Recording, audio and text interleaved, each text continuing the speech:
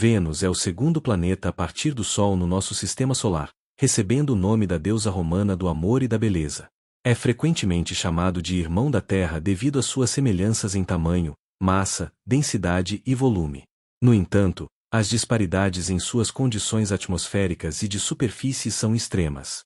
Neste vídeo, você verá mais sobre esse interessante planeta. Essa é uma das partes mais singulares e surpreendentes sobre Vênus.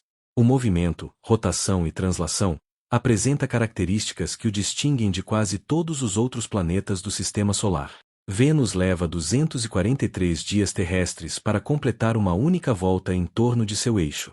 Isso significa que um dia em Vênus é mais longo do que um ano no planeta.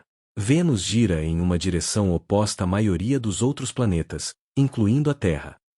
A maioria gira de oeste para leste, movimento prógrado. Vênus gira de leste para oeste, movimento retrógrado. Para um observador na superfície de Vênus, o Sol nasceria no oeste e se poria no leste, ao contrário do que vemos na Terra. A causa exata é desconhecida, mas a teoria principal é que, no início de sua história, Vênus pode ter sido atingido por um corpo celeste de grande porte, invertendo sua rotação. Leva cerca de 225 dias terrestres para completar sua órbita ao redor do Sol. A translação de Vênus é mais rápida que sua rotação. Esta é a única vez que isso ocorre em um planeta principal do nosso Sistema Solar. Apesar da rotação de 243 dias, o tempo entre o nascer do Sol e o próximo, o dia solar, é de cerca de 117 dias terrestres. Isso se deve à combinação de sua rotação lenta e retrógrada com a sua translação. A distância entre Vênus e a Terra varia significativamente porque ambos os planetas estão em órbita ao redor do Sol. No seu ponto mais próximo, a distância pode ser de cerca de 40 milhões de quilômetros de nós. Quando os planetas estão em lados opostos do Sol, a distância pode chegar a cerca de 261 milhões de quilômetros. Devido a essa proximidade em seu ponto mínimo, Vênus é um alvo frequente de missões de exploração espacial. Vênus possui 12.104 km de diâmetro, já a Terra conta com 12.742 km de diâmetro. Vênus apresenta 81% da massa da Terra, além de Vênus ter um volume de 86% da Terra. A atmosfera de Vênus é o que o transforma de gêmeo da Terra para o planeta infernal que conhecemos, sendo um exemplo dramático de um efeito estufa descontrolado. Embora Mercúrio seja o planeta mais próximo do Sol, Vênus é o mais quente do Sistema Solar. A temperatura média da superfície atinge cerca de 475 graus Celsius, quente o suficiente para derreter chumbo. Essa temperatura extrema é causada por um efeito estufa descontrolado. A densa camada de gases, principalmente dióxido de carbono, permite que a luz solar entre e aqueça a superfície, mas impede que o calor irradie de volta para o espaço. É como se o planeta estivesse envolto em um cobertor térmico espesso. A atmosfera possui 96% de dióxido de carbono, 3% de nitrogênio e outros gases em pequena quantidade, como dióxido de enxofre, vapor d'água, monóxido de carbono e outros. A atmosfera é tão pesada que a pressão na superfície é cerca de 92 vezes maior que a pressão atmosférica da Terra ao nível do mar. Estar na superfície de Vênus seria o equivalente a estar a cerca de 1 quilômetro de profundidade no oceano da Terra. A camada de nuvens que cobre Vênus é composta por gotículas de ácido sulfúrico. Essas nuvens são extremamente refletivas, o que explica por que Vênus é o objeto mais brilhante no céu noturno depois da Lua. A camada de nuvens é tão espessa que torna impossível observar a superfície a partir do espaço no espectro de luz visível, por isso as missões usam radar para mapear o solo. A atmosfera superior de Vênus exibe um fenômeno chamado superrotação.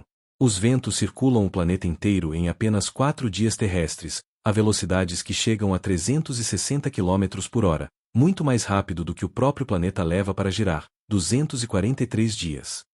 A causa exata desse fenômeno ainda está sendo investigada. A atmosfera de Vênus é um objeto de estudo muito importante para os cientistas, pois ela oferece uma visão de como um planeta semelhante à Terra pode evoluir para um estado extremo devido a mudanças climáticas catastróficas. A superfície de Vênus é um lugar de extremos, escondida de telescópios ópticos pela sua densa camada de nuvens ácidas. Nosso conhecimento sobre ela vem principalmente de sondas que usaram radares, como a missão Magalhães da NASA, e das poucas naves soviéticas da série Venera que conseguiram pousar e sobreviver por um curto período.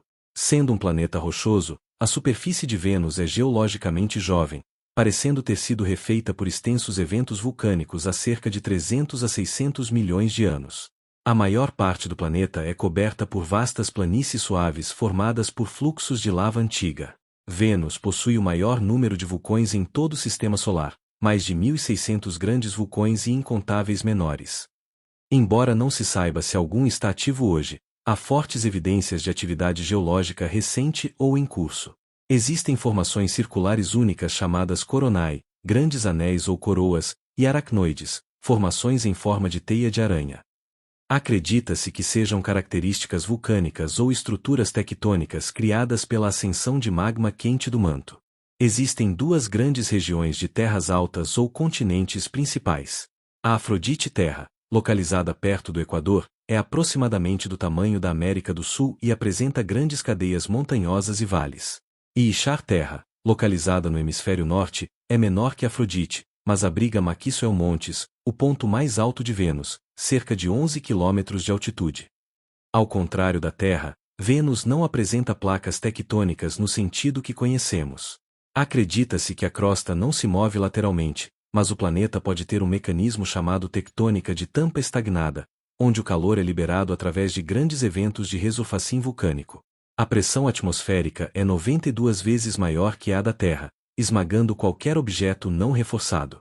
As poucas imagens coloridas da superfície, capturadas pelas sondas Venera da União Soviética, mostraram um solo que parece ser composto por rochas vulcânicas, basalto, e uma camada de material pulverulento, empoeirado e seco.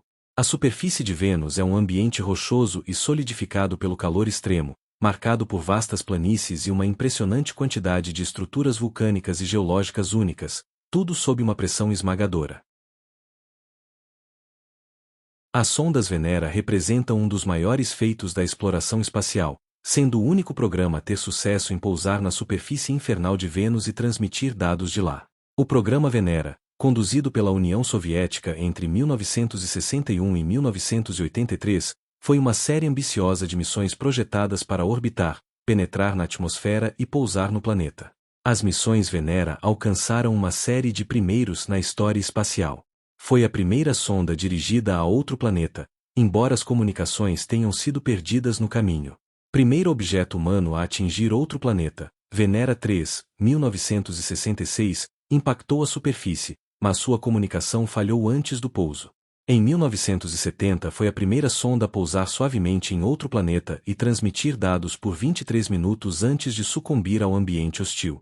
As missões Venera 13 e 14 de 1982 capturaram e transmitiram as únicas imagens coloridas já tiradas diretamente da superfície venusiana. As imagens mostram rochas vulcânicas de cor escura envoltas em um estranho brilho amarelado filtrado pelas nuvens tóxicas. Os módulos de pouso foram construídos com cascos esféricos e reforçados, câmaras de pressão, feitos de ligas de titânio para suportar a pressão esmagadora. Apesar da temperatura de 475 graus Celsius, os módulos de pouso foram capazes de transmitir dados por períodos que variavam de 23 a 127 minutos. Essa sobrevida curta, mas crucial, foi suficiente para coletar dados científicos vitais. É graças ao projeto Venera que temos tantos dados sobre a superfície do planeta.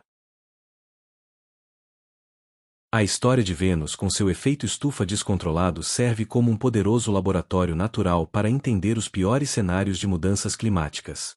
Os cientistas usam o planeta como um ponto de referência para sublinhar a importância de controlar as emissões de gases de efeito estufa na Terra.